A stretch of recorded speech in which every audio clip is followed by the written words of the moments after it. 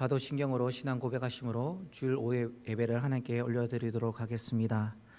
전능하사 천지를 만드신 하나님 아버지를 내가 믿사오며 그 외아들 우리 주 예수 그리스도를 믿사오니 이는 성령으로 잉태하사 동정녀 마리아에게 나시고 본디오 빌라도에게 고난을 받으사 십자가에 못 박혀 죽으시고 장사한 지 사흘 만에 죽은 자 가운데서 다시 살아나시며 하늘에 오르사 전능하신 하나님 우편에 앉아 계시다가 죄리로서 산자와 죽은 자를 심판하러 오시리라. 성령을 믿사오며 거룩한 공예와 성도가 서로 교통하는 것과 죄를 사하여 주시는 것과 몸이 다시 사는 것과 영원히 사는 것을 믿사옵나이다. 아멘.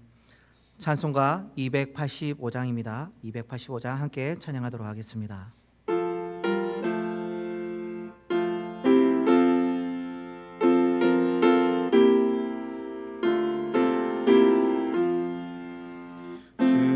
말씀 받은 그날 참 기쁘고 목되도다. 이 기쁨만 못 이겨서 온 세상에 전하노라.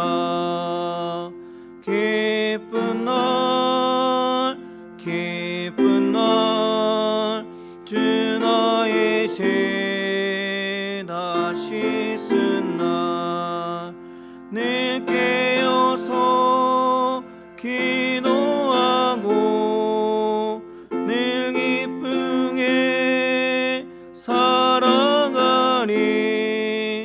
기쁜 날 기쁜 날 주 나의 죄 다시 쓴 날 이 좋은 날 내 천한 몸 제 사람이 되었으니 이 몸과 맘 다 바쳐서 영광의 주를 섬기리. 기쁜 날 기쁜 날 주 나의 죄 다시 쓴 날 늘 깨어서 기도하고 늘 기쁘게 살아가리. 기쁜 날 기쁜 날 주 나의 죄 다시 쓴 날 새 사람 돼 그날부터 평안한 맘 늘 있어서 네 복된 말 전하느니 나의 몸은 삼았도다. 기쁜 날 기쁜 날 주 나의 죄 다시 쓴 날 늘 깨어서 기도하고 늘 기쁘게 살아가리. 기쁜 날 기쁜 날 주 나의 죄 다시 쓴 날.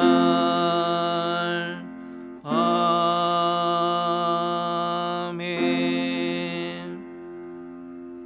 함께 볼 하나님의 말씀은 로마서 4장입니다. 우리 4장 6절에서 9절까지 말씀 보도록 하겠습니다. 로마서 4장 6절에서 9절까지입니다. 우리 교독으로 하나님의 말씀 보도록 하겠습니다. 이러한 것이 없이 하나님께 의로 여기심을 받는 사람의 복에 대하여 다윗이 말한 바 불법이 사함을 받고 죄가 가려짐을 받는 사람들은 복이 있고 주께서 그 죄를 인정하지 아니하실 사람은 복이 있도다 함과 같으니라. 그런즉 이 복이 할례 자에게냐 혹은 무할례 자에게도냐 무릇 우리가 말하기를 아브라함에게는 그 믿음이 의로 여겨졌다 하노라. 아멘. 사람은 행복을 삶의 기준으로 생각합니다. 그래서 행복하기 위해 살아가고 행복하지 않으면 또한 삶을 포기하는 경우도 있습니다. 사전에 보면 행복을 몸과 마음이 희망으로 넘치고 기쁨에 젖어 있는 정신 상태라고 정의합니다. 그렇다면 당신은 행복하십니까? 당신의 몸과 마음이 희망으로 넘치고 기쁨에 젖어 있습니까? 아니, 먼 훗날이 아니라 당신은 지금 행복하십니까? 이 물음에 네, 나는 지금 행복합니다라고 지금 내 몸과 마음이 희망으로 넘치고 기쁨에 젖어 있습니다라고 대답할 수 있겠습니까? 그토록 많은 사람들이 행복을 갈망하고 추구하지만 지금 나는 행복합니다라고 대답하는 사람은 그리 많지 않습니다. 유엔 산하 자문기관인 지속가능발전 해법 네트워크가 작년 3월에 발표한 2020 세계 행복 보고서에 국가별 행복 지수에서 한국은 10점 만점에 5.872점을 받아서 전체 150 세계국 중 61위를 기록했습니다. 이것이 무엇을 의미합니까? 물론 순위도 중요하지만 점수가 우리의 눈에 보입니다. 그것이 뭐냐 하니까 길에 다니는 한국 사람들의 마음이 반쪽으로 불행으로 가득 차 있다는 것입니다. 겉으로 보기에는 멀쩡해 보여도 마음 반쪽에서 불행이 소용돌이 치고 있는 것을 우리에게 보여주고 있습니다. 몇십 년 전 가난해서 먹지 못하고 잊지 못했던 그때와 비교하면 오늘날 한국 사회는 너무나 많은 발전을 또 너무나 잘 살고 있습니다. 그런데 그때보다 행복하다는 사람은 적습니다. 행복은커녕 더 많은 문제들로 고통스러워하고 있습니다. 사람들은 행복이 이 세상으로부터 주어진다라고 생각합니다. 그래서 그 행복을 붙잡기 위해 찾아 나섭니다. 하지만 행복은 절대 세상에서 찾을 수 없을 뿐더러 세상으로부터 주어지는 행복은 영원하지 않습니다. 만약 있다 하더라도 언젠가 깨지는 가짜 행복입니다. 우리는 그것이 참된 행복이라고 착각합니다. 아니, 가짜 행복이라도 좋으니 잠깐이라도 행복했으면 좋겠다라고 하며 그 착각의 늪에 스스로가 빠지게 되는 것을 보게 됩니다. 하지만 착각의 정도가 클수록 진실을 깨닫는 순간 더 큰 괴로움을 겪습니다. 세상이 자기를 배신한 것처럼 처절한 절망감에 사로잡히게 되는 것이죠. 그러면 참된 행복은 어디서 오는 것입니까? 위로부터, 하늘의 하나님께로부터 옵니다. 위로부터 오는 행복은 마음에 차고 넘쳐서 결국 밖으로 흘러나오게 됩니다.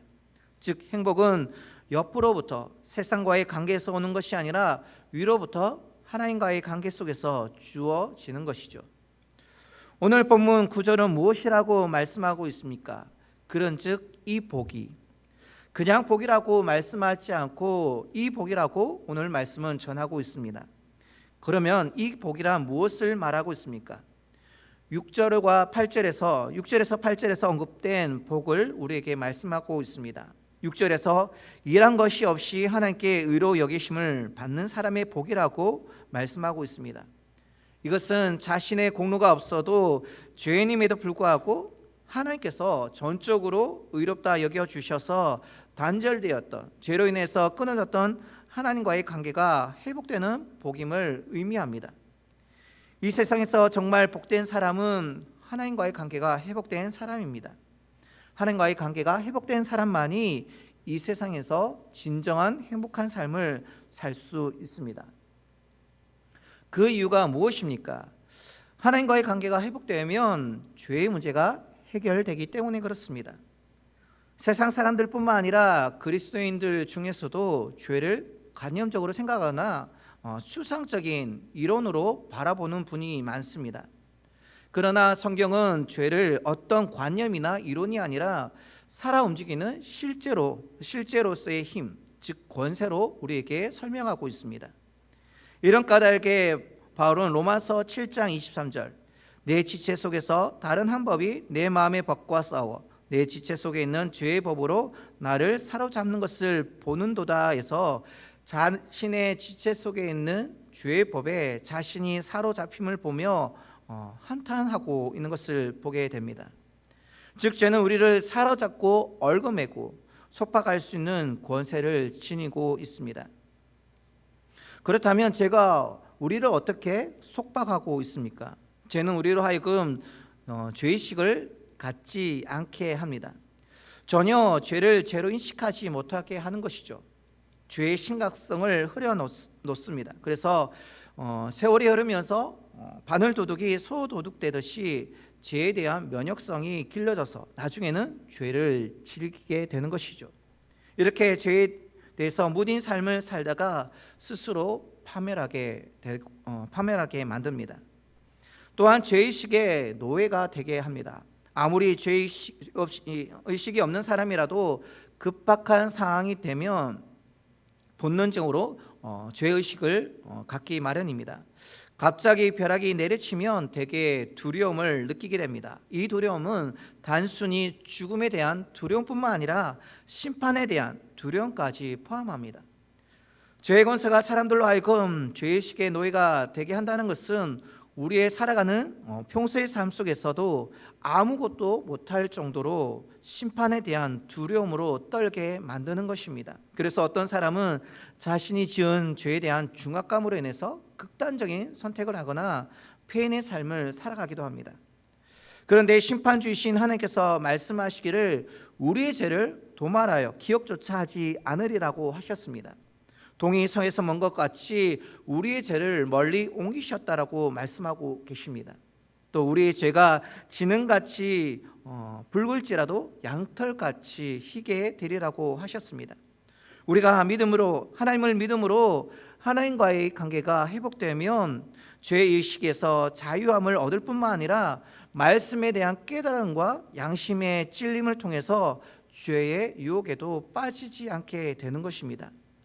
사랑하는 여러분, 인간의 불행이 언제부터 시작되었습니까? 죄를 지으면서부터입니다. 이 죄의 문제가 해결되면 행복해지는 것은 자명한 사실입니다. 또한 하나님의 관계가 회복되어지면 죽음의 공포에서부터 자유를 얻기 때문에 우리는 진정 행복할 수 있습니다. 하나님과의 관계가 회복되면 그 관계 속에서 영원한 생명이 주어지기 때문입니다. 성경은 여러 차례 하나님의 은혜로 우리에게 영생이 주어졌음을 말씀하고 계십니다. 주님께서 특히 요한복음 3장에서 영생이라는 단어를 4번 쓰고 계시고 같은 의미로 하나님 나라와 하늘을 2번과 4번 걸쳐서 총 10번에 걸쳐서 말씀하고 계십니다. 사람들이 그만큼 영생에 대해서 믿지 않기 때문에 그렇습니다. 믿는 것 같으면서도 실제로는 믿지 않는 경우가 많습니다. 영원한 생명을 믿지 않을 때 결국 우리의 삶은 이 땅에서의 삶으로 국한될 수밖에 없습니다. 죽음의 공포 속에 갇힌 삶이 될 수밖에 없는 것이죠. 그 공포는 생명의 단절로부터 비롯되는 것입니다. 이 세상에서 죽지 않겠다는 일념으로 아무런 의미 없이 생명을 연장시키거나 일방적으로 연장당하고 있는 사람이 얼마나 많습니까? 죽으면 끝이라 생각하고 영생을 믿지 않기 때문입니다.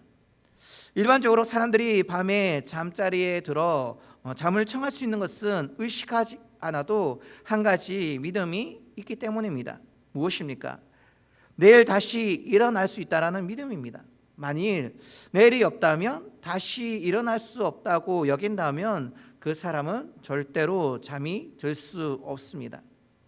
그런데 사도행전 12장 6절과 7절에 보면 감옥에 갇힌 베드로가 다음 날이면 사형을 당하게 되었는데 그날 밤 천사가 와서 옆구리를 쳐 깨울 정도로 잠이 든 모습이 나옵니다.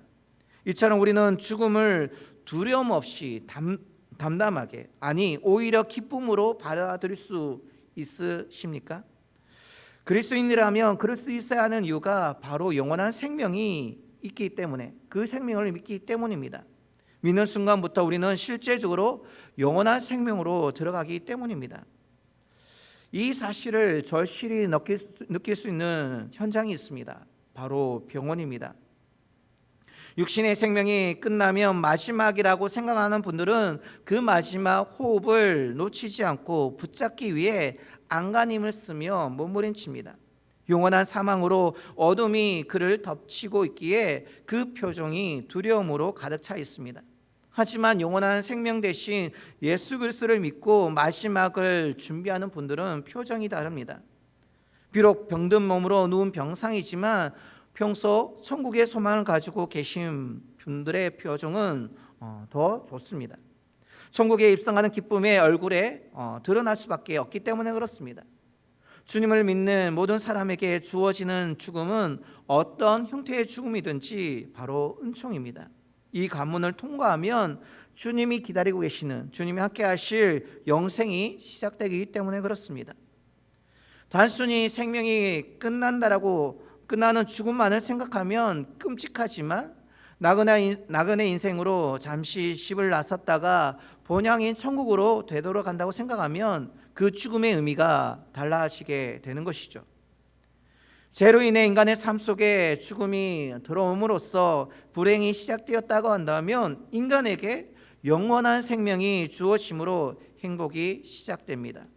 이 생명은 하나님과의 관계가 회복될 때만이 누리게 되는 것으로 우리가 천국에서 누리게 되는 것은 물론이요, 이 세상에서도 누릴 수 있는 행복입니다.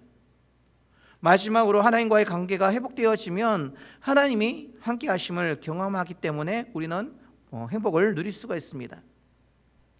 아기가 엄마 품속에 있을 때 그 얼굴이 얼마나 행복합니까? 평화롭습니까? 보호자인 엄마가 곁에 있다는 그 하나만으로도 아기는 기쁨과 평안을 누립니다. 하물며 영원하신 우리 아버지 되신 하나님, 우리의 부족함을 풍성히 채우시는 전능하신 하나님, 우리를 위해 아낌없이 베푸시는 사랑의 하나님께서 우리의 손목을 붙잡고 함께 하시는데 우리가 어찌 행복하지 않을 수가 있겠습니까? 혹여 우리가 잡은 손이 연약해서 하나님의 그 손을 놓친다 할지라도 더 잡아 주시고 계시는 그분의 손이 우리를 놓지 않고 계시기에 불안해할 필요가 없습니다. 걱정할 필요가 없습니다. 그 어느 때라도 우리는 주님으로 평안을 누릴 수가 있습니다. 그 하나님이 우리와 함께 하시는데 우리가 어찌 모든 것에 감사하고 자족하지 않을 수가 있겠습니까? 내 생각과 어긋나는 일이 일어난다 해도 내 생각보다 더 높은 뜻과 계획을 지니신 하나님께서 나와 함께 하심으로 더 아름답고 선한 방향으로 나를 친히 인도하시기 때문에 그렇습니다. 그래서 다윗은 시편 23편에서 여호와는 나의 목자시니 내게 부족함이 없으리로다. 네가 사망의 음침한 골짜기로 다닐지라도 해를 두려워하지 않을 것은 주께서 나와 함께 하심이라고 이렇게 고백하고 있습니다. 주님이 같이 계시는데, 함께 하시는데 왜 부족함이 없습니까? 주님께서 같이 계시는 그 자체가 넘치는 진정한 행복이기 때문에 그렇습니다. 사랑하는 여러분, 영원하고 참된 행복을 어떻게 얻을 수 있는지 우리 다시 한번 구절을 보도록 하겠습니다. 그런즉 이 복이 할례 자에게냐 혹은 무할례의 자에게도냐, 무릇 우리가 말하기를 아브라함에게는 그 믿음이 의로 여겨졌다 하노라. 즉 아브라함이 하나님과의 관계가 회복될 수 있었던 것은 믿음으로 인함이었습니다. 아브라함이 하란에서 우상을 섬겼습니다. 그런데 그에게 위로부터 하나님의 은혜가 임했습니다. 아브라함은 그 하나님의 은혜를 믿었을 뿐입니다. 그리고 그 믿음이 무엇으로 드러났습니까? 하나님 말씀에 순종하여서 지금까지 자신의 삶의 모든 것이라고 생각했던 그 하란을 떠나는 것으로 드러났습니다. 우상을 섬기던 하란에서의 삶이란 곧 자기 자신에게 집착하는 삶이었습니다. 이 땅을 의지하는 삶이었습니다. 그리고 세상으로부터 행복을 찾으려고 했습니다. 그 삶을 단호히 잘라버리고 가나안으로 갔다는 것은 우리 하나님만이 참된 행복임을 알았기 때문에 하나님께 자신의 전부를 드렸던 것입니다.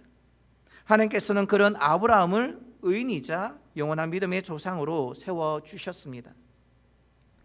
4,000년 전 아브라함에게 임한 하나님의 은혜가 지금 이 시간 우리에게도 충만하게 부어지기를 소망합니다.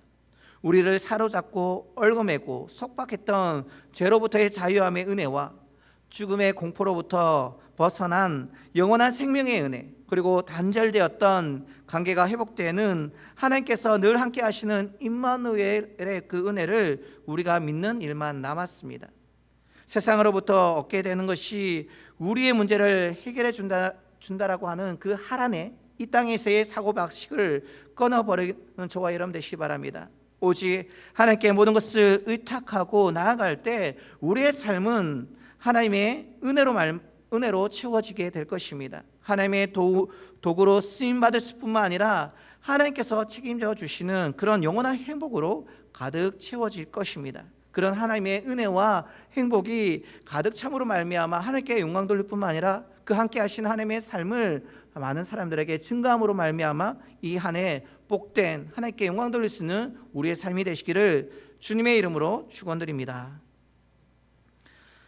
사랑의 주 하나님 감사드립니다. 우리의 연약함을 주님 앞에 내려놓습니다. 주님을 믿노라고 하지만 여전히 하나님을 의지하기보다도 이 땅에서의 그 무엇을 붙잡기 위해서 살아가려고 하는 우리의 연약함을 고백합니다. 그것으로 말미암아 행복이 주어진다고 착각하고 그것을 붙잡지 않고서는 행복할 수 없다라는 생각 속에 아둥바둥 살아가는 이 세상 사람과 동일하게 살아가는 우리의 모습을 고백합니다. 하나님 불쌍히 여겨 주시옵소서. 이 땅이 아니라 세상이 아니라 오직 행복은 주님께로부터 주어지는 것임을 깨닫게 하여 주시옵소서. 주님으로부터 우리의 죄의 문제가 해결되었음을 깨닫게 하시고 주님이 주시는 참 자유와 기쁨 속에 살아가는 저희들의 삶이 되시도록 주여 축복하여 주시옵소서. 영원한 생명을 허락하신 주님, 그 영원한 생명이 우리가 예수 그리스도를 믿음으로 말미암아 주어졌음을 기억하게 하시고 죽음이 끝이 아니라 죽음이 우리의 삶의 또 다른 시작임을 깨닫게 하셔서 두려움 없이 살아갈 수 있는 진정한 행복 속에 살아갈 수 있는 저희들의 삶이 될 수 있도록 주여 축복하여 주시옵소서. 아무도 살아가지 못했던 그 시간들을 살아가며 두려움이 우리를 엄습하지만 그럼에도 불구하고 우리가 피곤할 수 있는 것은, 행복할 수 있는 것은 주님께서 임마누엘 하시기 때문에 그 전능하신 하나님께서 우리와 함께 하심에 우리가 두려움 없이 담대히 나아갈 수 있음을 고백합니다. 하나님, 세상의 염려와 관심을 다 내려놓게 하시고 오직 주님만을 의지함으로 참된 행복을 누려 살아갈 수 있는 저희들의 삶이 되게 하여 주시옵소서. 그 하나님의 은혜 가운데 살아가는 우리의 삶을 통해서 하나님께 영광 되실 뿐만 아니라 하나님의 덕을 선포하며 선전하며 영광 돌릴 수 있는 우리의 삶이 되시도록 주여 축복하여 주시옵소서. 한 주간의 삶을 살아갑니다. 코로나의 상황 속에서 많이 억눌리고 힘들지만 그럼에도 불구하고 그 상황에 아버지 우리의 믿음을 놓치는 것이 아니라 더욱더 주님을 바라보는 통하여서 주님 주시는 능력과 은혜 속에 감사함으로 하루하루 살아갈 수 있는 우리의 삶이 될 수 있도록 주께서 축복하여 주시옵소서. 지금은 우리 구주 예수 그리스도의 은혜와 하나님 아버지의 큰 사랑과 성령님의 위로 교통 충만 역사하심이 오직 주님만이 우리의 참된 복임을 믿고 주님의 말씀에 순종하기를 다짐하는 사랑하는 장전의 모든 권속들과 한 영혼 구원을 위해 진력하여 헌신하고 계시는 목회자와 선교사님들 가운데 지금부터 영원토록 함께 하시기를 우리 구주 예수님의 이름으로 축원하옵나이다. 아멘.